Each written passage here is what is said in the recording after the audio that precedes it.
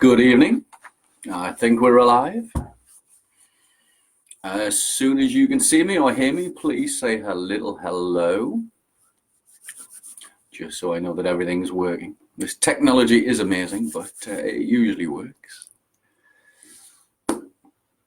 So I hope you've all had a really good Christmas and New Year. This is the first live that we're doing of the year. Hi, Helen. Let me know if you can hear me, Helen, please. Or Melanie.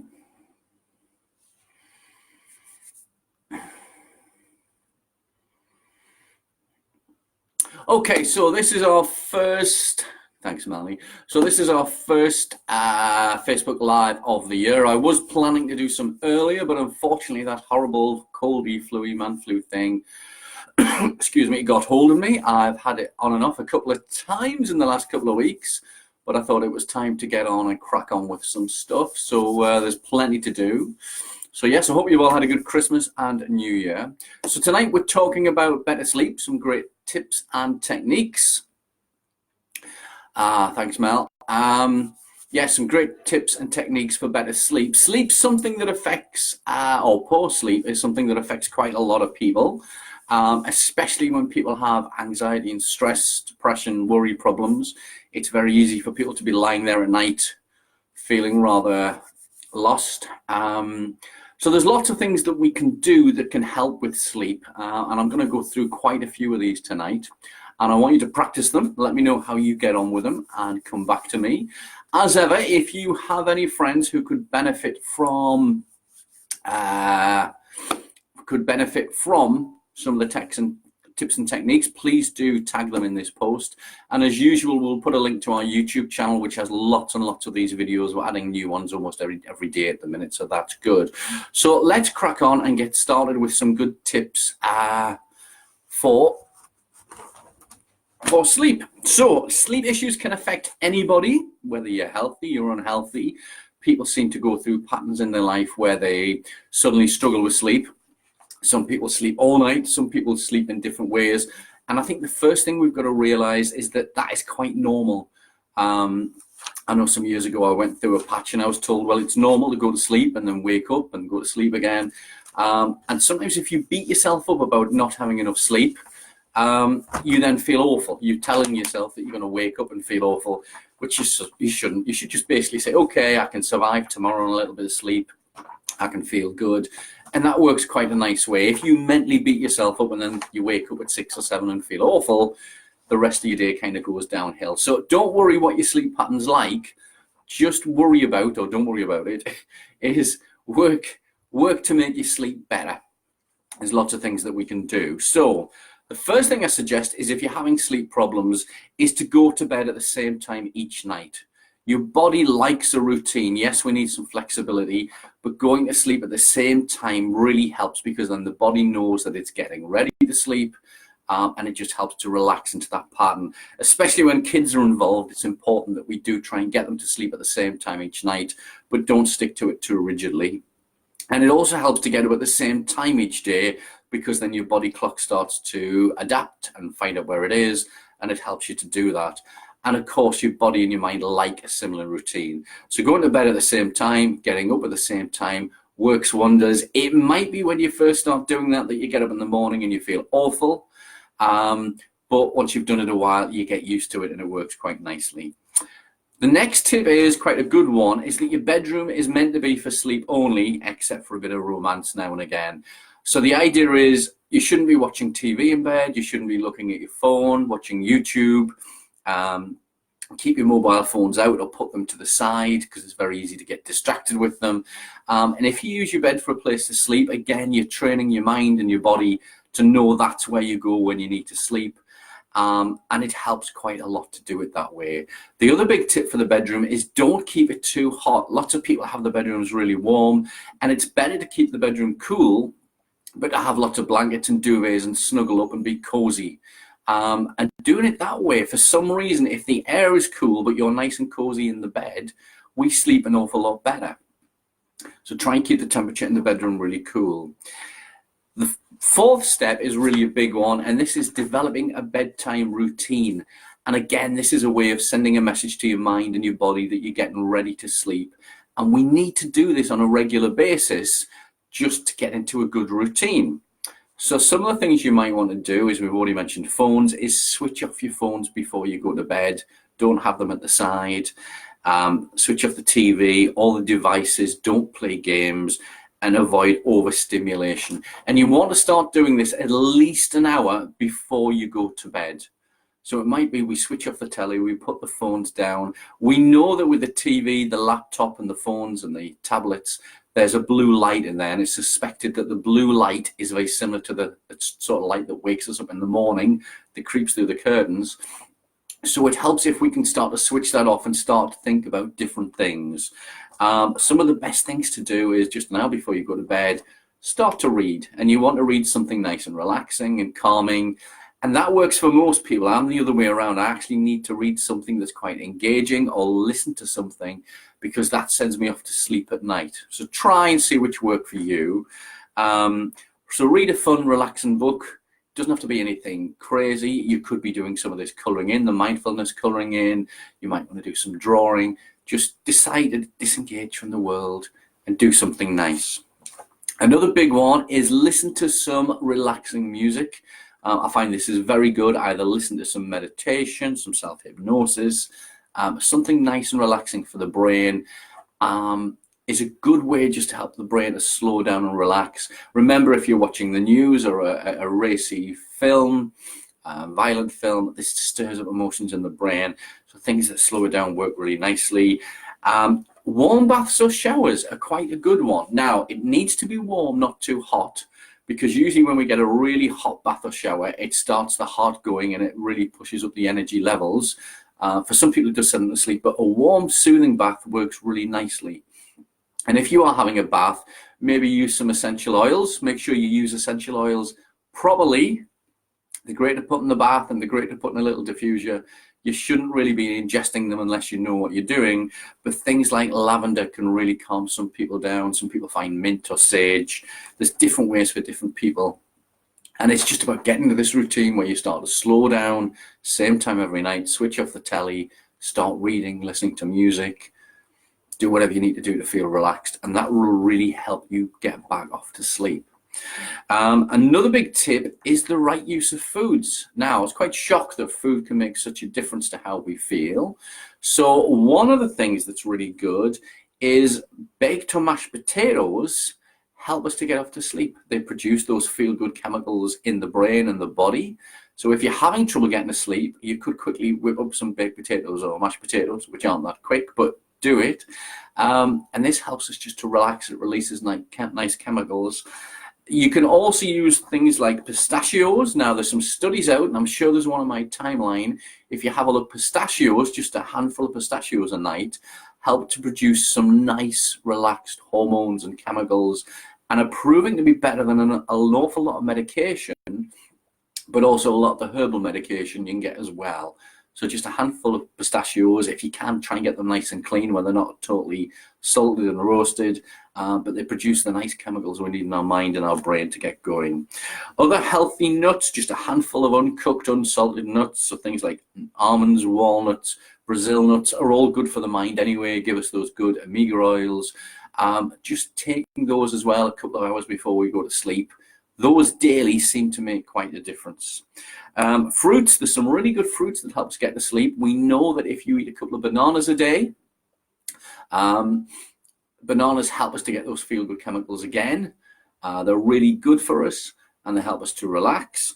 But then also berries, kiwis, a couple of kiwis a day seem to improve how we sleep as well. And cherries are very good. Most fruits are really good for you. The big thing to manage though is don't eat too much before you go to bed. So try and get them into your diet a little bit earlier, and that'll work quite nicely. Beans, now beans are very good. So we're not talking about baked beans, we're talking about proper beans, you know, kidney beans, chickpeas, lentils, all these types of things. They give us a lot of good, useful, absorbable protein. It's the best type of protein we can get. And when we have a regular amount of beans in our diet, we feel satisfied, we feel calm. It helps to stabilize the mood. And these also can help us to have better sleep over the day. And then finally, relaxing teas. Again, as part of your routine, maybe start it off with a nice chamomile tea. I love Yogi Echinacea teas. They do a nighttime relaxing one as well. There's other brands out there. Start off your routine just with a nice cup, a nice warm cup of tea, and just spend a little bit of time being mindful of holding that cup, noticing the warmth in your hands, help it to relax you. And if you add all of those together, all of those foods, that will help you to get your body into a nice relaxed state. Now, some of the things we need to avoid, first of all, is don't eat loads of food before you go to bed. You know, because if the body's still working, it's trying to digest things, when you put your head down, it finds it very difficult to relax because it's still producing all these digestive enzymes and everything else. So again, avoid eating just before you go to bed. The rule I have with food is if you are hungry, do eat, but do snack on things. You know, small amounts of grapes, carrot sticks, handfuls of nuts are great, but don't eat too much just before you go to bed. The big foods to avoid that cause overstimulation are, first of all, processed sugars. The body reacts to processed sugars, it fires up, it needs to sort it out, producing lots of insulin and everything else that's going there. And this is known to disrupt sleep in big, big ways. Unnatural flavors and sweeteners. Now, if you're eating junk food, you know, fizzy drinks, crisps, pop, a lot of these snacks have got artificial flavorings in them. They've got artificial sweeteners. We know that the body then has to go crazy to digest them, to detox, especially those artificial sweeteners. It pushes the blood pressure up and they really interrupt your sleep patterns. People who eat a more sort of healthy fruit and veg based diet seem to sleep better than people who eat an awful lot of junk food. It's something really to look at as much as you can. We've mentioned the Daily Dozen app, which you can find on your Play Store or your iPhone store. If you use that app and use that as a guide, that will help you to get better sleep anyway. It'll give everything that you need. But avoiding the junk food is a great way of doing it. We also want to avoid takeaway foods. They've usually got something in it called MSG. Lots of other additives, again, depending where you get it from, depends on the quality. But again, these can really get us excited. And we do have a habit of eating these later on in the night, 7 o'clock onwards. Big meals like that aren't good. And it also leads us on to white bread and white rice. Again, both really spike the blood sugars up, which isn't going to help you at all. So we want to try and eat those earlier on. Dairy products. Now, this is interesting. On the internet, if you have a look, they do claim that some dairy products help us to get to sleep.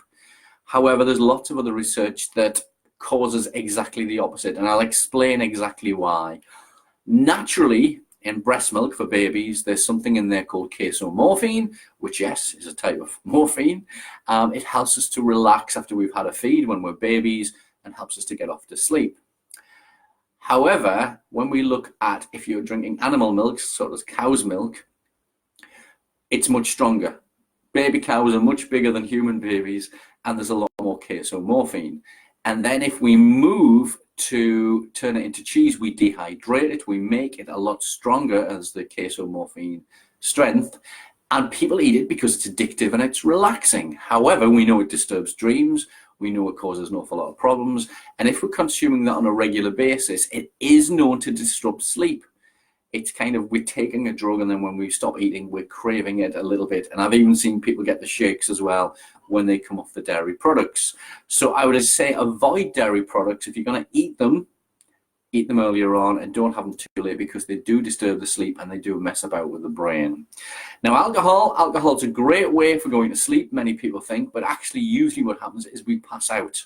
We drink the alcohol. If we drink too much, we pass out, and it disrupts the sleep. It actually means the body's going crazy to detox, and you actually get worse types of sleep when we've drunk a lot of alcohol. So we need to keep the alcohol down. A glass or two of wine isn't going to be a problem. In fact, it's helpful, but drinking the full bottle causes a problem. And it causes a problem for all of us because we all like to drink the full bottle, me included.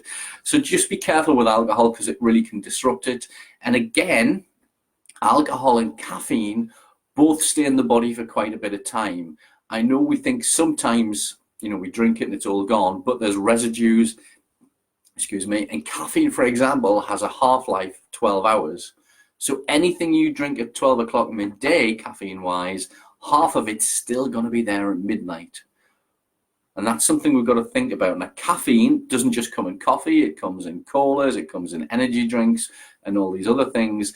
And I suggest that really coffee, caffeine, energy drinks, anything like that, if you are going to have them, is that we stop them about 10, 11 o'clock in the morning if you want to stop it. It's crazy that some people drink coffee all day because they feel tired, especially that drain at 4 o'clock because they've had a lousy lunch. But then they're now moving on to alcohol to go to sleep, and they get into a vicious cycle of taking one to sort something to sort the other, and round and round and round. So alcohol and caffeine really, if you're having a lot of problem with sleep, those need to be eliminated for quite a while, and then slowly reintroduce them and just see how you feel later on. That's the best way to test all of this, is don't believe what I'm telling you, is to cut it out, see how you feel, give it a couple, 2 to 3 weeks, and then bring it back in. If also you're having a problem with any sort of food, if you have an intolerance or an allergy to certain sort of foods, these can be disrupted as well. And this is why I always recommend getting a full food sensitivity test done. If you need help with that, you can always message it. There's some really good techniques that we can use to help us get off to sleep. And I'm going to show you a couple of these now, and you might want to try them as we go along. So the first one is deep breathing. It's very important that we breathe correctly. And one of the ideas I suggest is just as you're going into that nighttime routine, or if you're in bed and you're trying to get some sleep, is just start to breathe deeply. And the idea is that a lot of people have anxiety, stress, and other problems. They breathe very, very shallowly in the top of their chest here. And really, they need to be breathing deeply through the stomach, or moving enough so the stomach moves in and out. And what I suggest is just you close your eyes and you imagine that you're breathing deeply, and you allow the stomach to move in and out about 1 centimeter or 2. And you should breathe enough to move that diaphragm so that it's moving in and out. And one of the ways to do that is just to imagine that you're breathing through the center of your chest, not your mouth. Imagine that you're breathing just at the top of your stomach, just below your chest. And imagine that the breath's coming in and out through there. And just breathe deeply enough so that stomach moves in and out. And one of the things with breathing is that sometimes people don't like to change the breathing patterns. If they're used to breathing shallowly in the chest, it takes a while for them to become comfortable to breathe. So it must be comfortable, and just visualize through the center of the chest, in and out. And it's amazing how that just relaxes you down. Now, to make that even more powerful, the other thing we can do is to count how many we breathe in and how many we breathe out. So if, for example, you're breathing in for 4 and breathing out for 4, that's quite normal. But what we do know is that when we breathe in, we push up our heartbeat, our blood pressure, naturally. It's supposed to happen like that. And then slowly, as we breathe out, we relax deeper. So we push up our stress and anxiety levels, and then we bring them back down, and that naturally swings. So a good tip here is just basically to breathe out a little bit longer than you breathe in. So if you breathe in for 4 and out for 4, excuse me, start to breathe out for 6. So breathe in for 4 and then slowly breathe out for 6. And we know this takes our breathing levels nicely into a relaxed state, but it takes our stress and anxiety levels down even further. It naturally helps with our relaxation process. So lie in bed, breathe in for 4 and out for 6, or whatever is comfortable for you, but just remember to add those 2 extra breaths on for breathing out. And when we focus and get into that lovely state, we can then just imagine that we're relaxing nicely and we're drifting off to sleep. And that's a great way for doing that. So practice with your breathing. Let me know how it goes with that. The next technique is the spot massage technique. Now, this is a great way. You just need a finger, and I'm not being rude. And what you want to do is get this finger and just put it across just at the top of your nose, just somewhere about there, and just rub it around. So close your eyes. And what you'll find is that there's a beautiful sweet spot. Sometimes it's a bit higher, sometimes it's a bit lower. And usually I find it's just at the top of the nose. And just push that in quite firmly, but not enough to hurt. And just push that around. So try that now. Push that round and around. Consider the breathing. And what most people find is that becomes very, very relaxing when you find that sweet spot. So if you're lying in bed and you can't get off to sleep, just use that finger and push it round and round. And very quickly, people find that's very, very relaxing. and it helps them to get off to sleep. And that's a good little tip just for starters. So just try that. You'll probably find, for those of you who've got pets or kids, is that at some point, and I've done this with my daughters, is when they can't sleep, you get your finger and you just start to rub the top of the nose. Nobody ever teaches us to do this. It works exactly the same with cats and dogs and guinea pigs and rats and mice. Everybody seems to like this sweet spot just around here.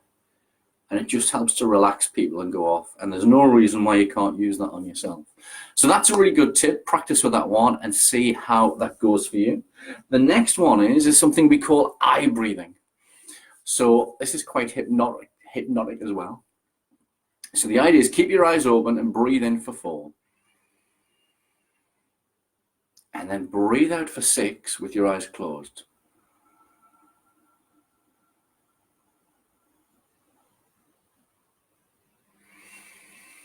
Then open your eyes and breathe in for 4. And then out again for 6 with your eyes closed.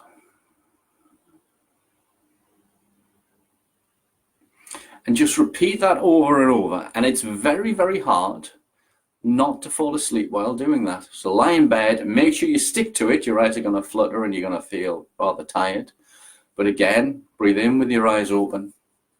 Out for 6 with your eyes closed. And just repeat that over and over. And I know when I've done this in workshops, I know when I've done it for one-to-one with clients, is that people just start nodding off. They really struggle to do it. I say, no, keep your eyes open when you're breathing in, out when you're breathing out. And it works so, so nicely. And you can try it the other way around, see which one is more powerful. And if you try and fight it, it works even more. That's a really good little tip. The other thing that's really, really important is to learn self-hypnosis. There's loads of little self-hypnosis inductions. I'm going to be sharing some of those with you over the coming days and weeks. But learning to use self-hypnosis is really, really useful. When clients come and see me, I usually record the hypnosis side of it for them. And I send it to them as an email file, and they relax and they use that self-hypnosis to get down there, to relax far deeper than meditation. Meditation's a great way, mindfulness is fantastic. However, I find self-hypnosis is so much more powerful. It's a faster way to learn to get you down to those deep states, and it works very, very nicely. So learning self-hypnosis is a great way. One of the ways that we do it is we use something called a stair-step induction, where you learn to walk down a set of stairs nice and safely and calmly, relaxing step by step. And then you go to a little room that is your room, and you can have hammocks, you can have beds, you can have whatever you want in there. And it's a great way of getting off to sleep. If you'd like me to put up a copy of that stair-step induction, leave a comment on the page now. Just leave a comment and say yes please, and I'll send you a message with a place to download that from. And this is a natural way to train yourself to relax deeper and faster than meditation, but then you can use your mind to make any little changes that you want further down, and it's a beautiful thing to do. So do learn to do that. So if you combine all of those together, it should really help your sleep. There's foods to avoid, there's foods to keep on with. There's little techniques, you know, we've got the little spot technique now for massaging. You can breathe through your eyes, and my battery is just running low. Sorry, I just need to click that there. So let me just very, very quickly make sure that that's plugged in. Can't believe I've done that.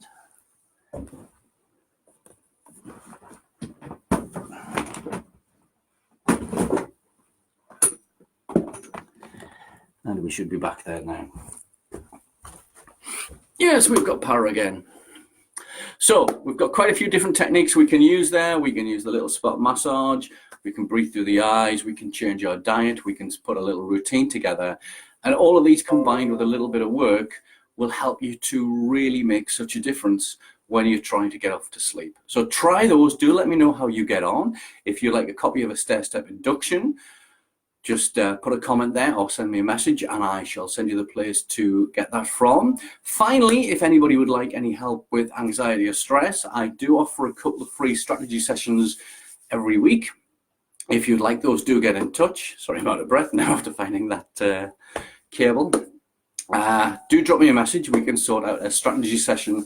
And this is just where we can sit and talk with you about any issues that you have, put a free roadmap together of how that's going to work. And then if you want to work with us, that's really good. So I hope you enjoy the rest of your evening or day whenever you're watching this. If you've got any questions, do send them to me, and we shall do another live very shortly. Take care.